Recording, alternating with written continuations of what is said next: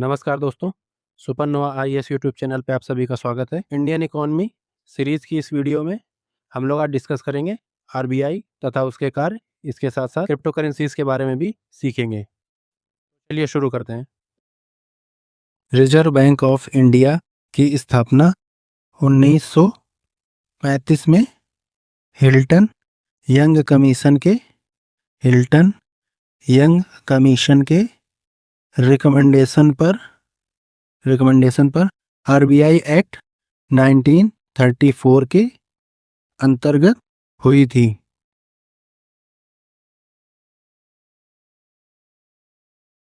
RBI के पहले governor sir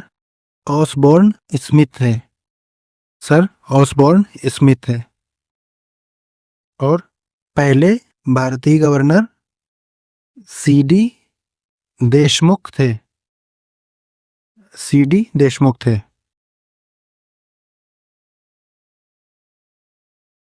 पहले आरबीआई का जो अकाउंटिंग ईयर होता है, जो लेखा वर्ष होता है, लेखा वर्ष 1 जुलाई से 30 जून तक हुआ करता था।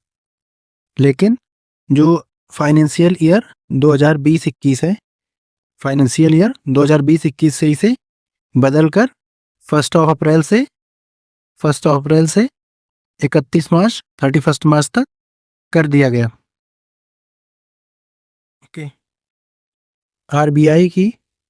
आरबीआई की 4 फुल्ली ओन्ड सब्सिडरीज हैं। वो कौन कौन सी हैं?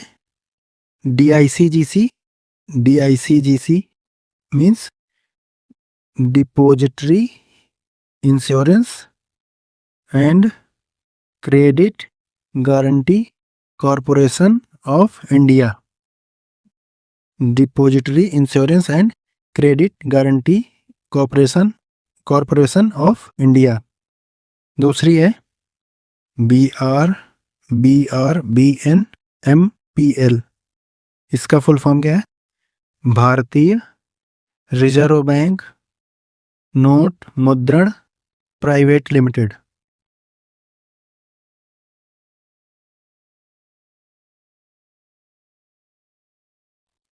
तीसरी है reserve bank information technology private limited.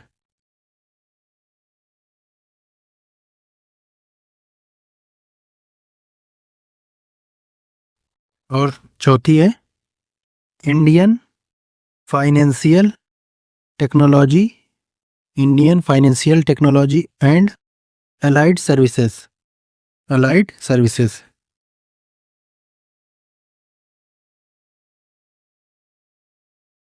RBI के जो अफेयर्स होते हैं वो सेंट्रल बोर्ड ऑफ डायरेक्टर्स के द्वारा मैनेज किए जाते हैं। इसमें 21 सदस्य होते हैं, 21 मेंबर्स होते हैं इसमें। और इसका कंपोजिशन जो है, इसके कंपोजिशन को देखते हैं। इसमें से ऑफिशियल डायरेक्टर्स कौन कौन से होते हैं? ऑफिशियल डायरेक्टर्स में से एक गवर्नर और not more than 4 deputy governors. और नॉन ऑफिशियल डायरेक्टर्स में से 10 डायरेक्टर्स यानी 10 डायरेक्टर्स जो कि वेरियस फील्ड से गवर्नमेंट ऑफ इंडिया द्वारा nominated by government of India द्वारा नामित किए जाते हैं। प्लस 1 डायरेक्टर, एक डायरेक्टर जो ऊपर लिखी हुई जो 4 लोकल बोर्ड्स हैं, जो 4 लोकल बोर्ड्स हैं आरबीआई के, उनमें से प्रत्येक से एक डायरेक्टर रहता है। Plus 2 government officials, 2 government officials रहते हैं जो कि गवर्नमेंट ऑफ इंडिया द्वारा नामित किए जाते हैं। आरबीआई के कार्य, function, functions of RBI. RBI के कार्य क्या क्या हैं? यह बैंक नोट इशू करता है, मतलब इशूअर्स ऑफ बैंक नोट्स। दूसरा है बैंकर टू द गवर्नमेंट, यह सरकार का बैंकर है। तीसरा है बैंकर टू द बैंक्स, ये बैंकों का बैंक है। चौथा है lender of the last resort.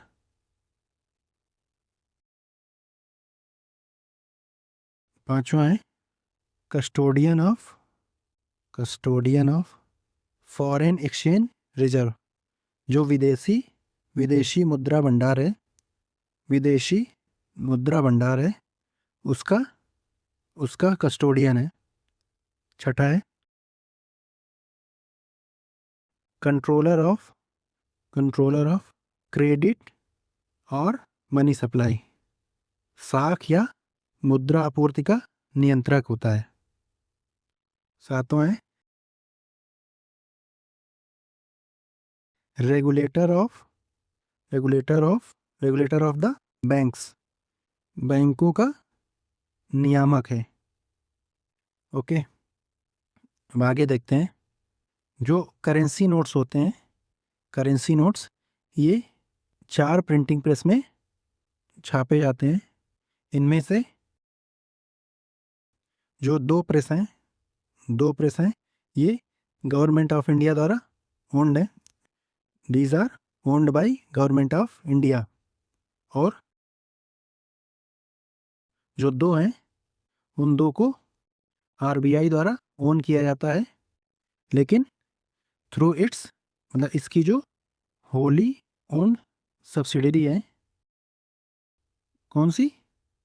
BRBNML, यानी कि भारतीय रिजर्व बैंक नोट मुद्रण लिमिटेड। ओके, और जो कॉइन्स होते हैं, ये 4 जगह इनको मिंट किया जाता है। ये चारों टकसाल गवर्नमेंट ऑफ इंडिया द्वारा ओन किए जाते हैं। ओके, जो आरबीआई के गवर्नर हैं और डिप्टी गवर्नर्स हैं, आरबीआई के गवर्नर और डिप्टी गवर्नर्स, वो गवर्नमेंट ऑफ इंडिया द्वारा नियुक्त किए जाते हैं और उनका जो कार्यकाल होता है वो 5 साल से ज़्यादा नहीं होता है, not more than 5 years. Governor जो होता है, गवर्नर आरबीआई एक्ट 1934 से अपनी शक्तियां प्राप्त करता है, जिसे जनरल सुपरिंटेंडेंस और आरबीआई के मामलों में निर्देश देने की शक्तियां प्राप्त हैं। Direction of affairs of the RBI. Crypto currency एक प्रकार का डिजिटल मनी ट्रांसफ़र है, जो कि इंटरनेट के माध्यम से decentralised ledger based blockchain technology का उपयोग करके किया जाता है, अर्थात विकेंद्रीकृत खाता आधारित ब्लॉकचेन तकनीकी का इस्तेमाल इसमें किया जाता है। इसके एग्जाम्पल्स हैं जैसे बिटकॉइन, इथेरियम आदि। ओके, अब क्रिप्टो करेंसी के कौन कौन से लाभ हैं, यानी कि एडवांटेज ऑफ क्रिप्टो करेंसीज। पहला है इसकी जो ट्रांजैक्शन कॉस्ट है, ट्रांजैक्शन कॉस्ट ये क्या है, ये बहुत लो है, बहुत कम है। दूसरा है वित्तीय वित्तीय समावेशन, वित्तीय समावेशन यानी कि फाइनेंशियल इंक्लूजन के लिए, फाइनेंशियल इंक्लूजन के लिए या फाइनेंशियल इंक्लूजन के लिए कॉम्पैटिबल है। ओके। तीसरा है यह क्रिप्टो करेंसीज फाइनेंशियल सिस्टम की यानी कि वित्तीय प्रणाली की सेफ्टी को बढ़ाता है। ओके। चौथा है मौद्रिक मौद्रिक या राजकोषीय नीति, मौद्रिक या राजकोषीय नीति के लिए यह बेटर ऑप्शन है, यानी कि यह मॉनेटरी या फिस्कल पॉलिसी के लिए यह बेटर ऑप्शन है। ओके। अब इससे जुड़ी कुछ डिसएडवांटेज हैं, क्रिप्टो करेंसीज के कुछ डिसएडवांटेज भी हैं, यानी कि इसकी हानियां भी हैं। वो क्या क्या हैं? इनमें से पहला है क्रिप्टो करेंसीज फिजिकल एसेट्स यानी कि भौतिक जो परिसंपत्तियां हैं उनके साथ बेक नहीं किया गया है। They are not backed with physical assets. इसी वजह से और इनका जो प्राइस है वो बहुत ज़्यादा वोलेटाइल है, यानी कि इसमें इसकी जो कीमत है, इसकी कीमतों में बहुत ज़्यादा लोचशीलता है। दूसरा है एनोनिमिटी, यानी कि इसकी गुमनामी की वजह से, इसकी एनोनिमिटी की वजह से कई सारी इलीगल एक्टिविटीज़ जैसे कि ड्रग्स और टेरर फंडिंग यानी कि आतंकवाद को फंड करना आदि इसकी कुछ चुनौतियां हैं। तीसरा है इसका क्रिप्टो करेंसी का इलेक्ट्रिक और एनवायरमेंटल यानी कि विद्युत और पर्यावरणीय लागत जो है इसकी, जो कि पर्यावरणीय लागत जो कि जिसमें माइनिंग ऑफ करेंसीज यानी कि जो करेंसीज हैं, क्रिप्टो करेंसीज हैं, इनकी माइनिंग में जो इलेक्ट्रिक और इन्वायरमेंटल लागत है, ये इलेक्ट्रिक एंड इन्वायरमेंटल जो कॉस्ट है ये बहुत ज़्यादा है।